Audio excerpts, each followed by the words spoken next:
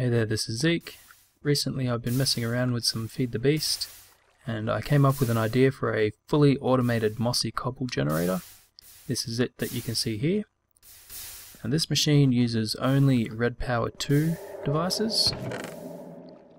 We have pneumatic tubes and redstone tubes. We need a few block breakers and deployers. We need a fair amount of red alloy wire and a couple of these stone jacketed wires.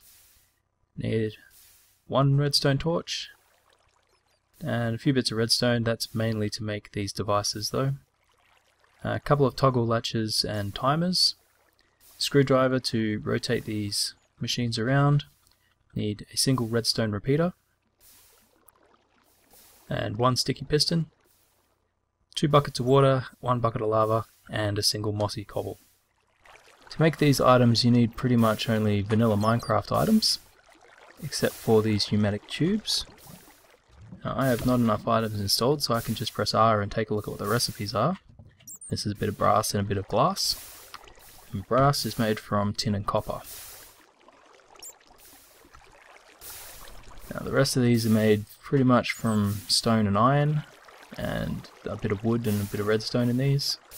If you don't have not enough items installed, there will be a link in the description to a Red Power recipe page where you can find the block breaker and the deployer, and it will tell you what the recipes are there.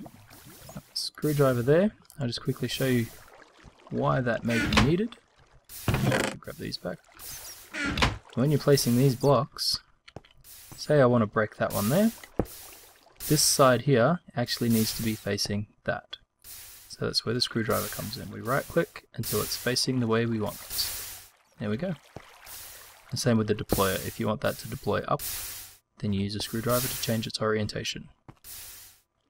The first part of our Mossy Cobble generator will be a Cobblestone generator. Now, the quick and simple way to do this is we need one water source and one lava source. I find the easiest way to do it is to put them in first and then get rid of that block in the middle. And every time that block is destroyed, it'll get recreated, and we'll make use of that to basically feed cobblestone into our machine. The second part of our machine is the Mossy Cobble generator. This is how you can do it manually as well. If you put in a single block of Mossy Cobble,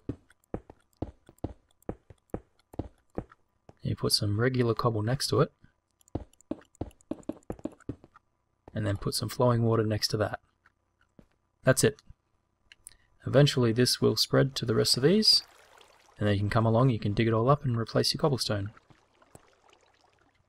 The third part of our machine is a BUD switch. This is completely vanilla, and we can use a extremely simple compact one.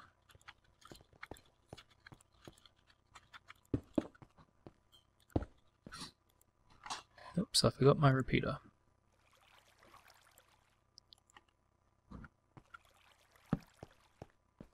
Just like that. Now what this will do is whenever there's an update here, right, that piston fires. We're going to use that to detect when our Mossy Cobble has spread all the way to the end. And that hasn't started spreading yet, it probably will. Now this is actually going to be a little bit more complicated than this, but this is the basic idea for it. And the only part left of this machine is the automated collection. That's where we use these block breakers. When these receive a redstone signal through the redstone tubes here, they will break the block in front of them, and that will pass that out the back into these tubes, which will head off into the closest container, which is that over there. Now, underneath we have a system of deployers. If we right click that, you can see that these contain our regular cobblestone, and this one's currently being fed. Oh, there we go. System fired off a little early. Back to where we were. So these will constantly get filled up by our cobblestone generator over here, and when the collection goes through, the blocks get broken by the block breakers and the cobble gets replaced by the deployers. We have our block breaker here, which breaks the cobblestone every 2 seconds as per this timer here. Now I found that 2 seconds is about the best time, and it's also the default time. And that is getting fed into red alloy wire, which then goes into the stone jacketed cable here. This doesn't actually have to be stone jacketed, it could be jacketed with anything. But this is the only way that you can connect one of these redstone signals into these redstone pneumatic tubes.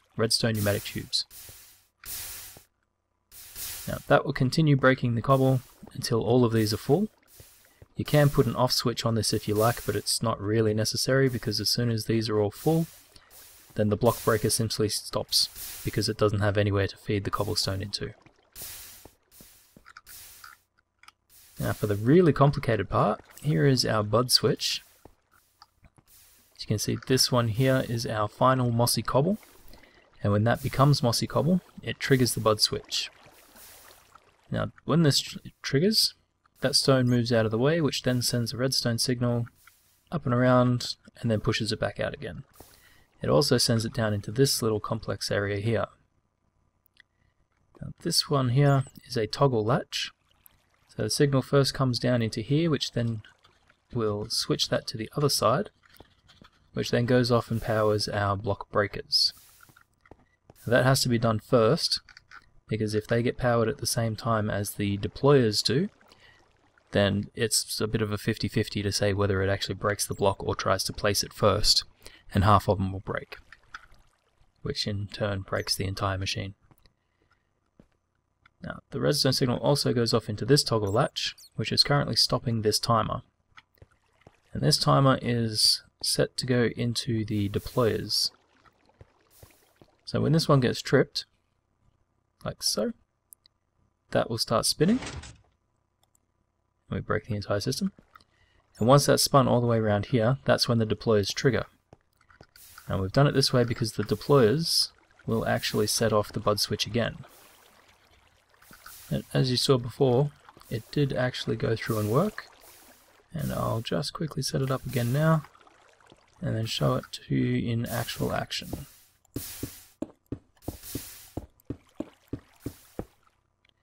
Now we wait.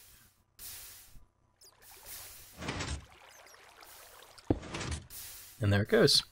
All of our Mossy Cobble is getting fed into our chest there, and all of our cobblestone's been replaced by our deployers.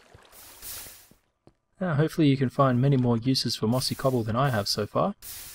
All I know is that I like to hoard the stuff, and this is going to make it much easier for me to do so. I hope you find this useful. I hope I explained it all well enough for you. If you have any questions, please leave a comment, and I'll try to help you as much as I can.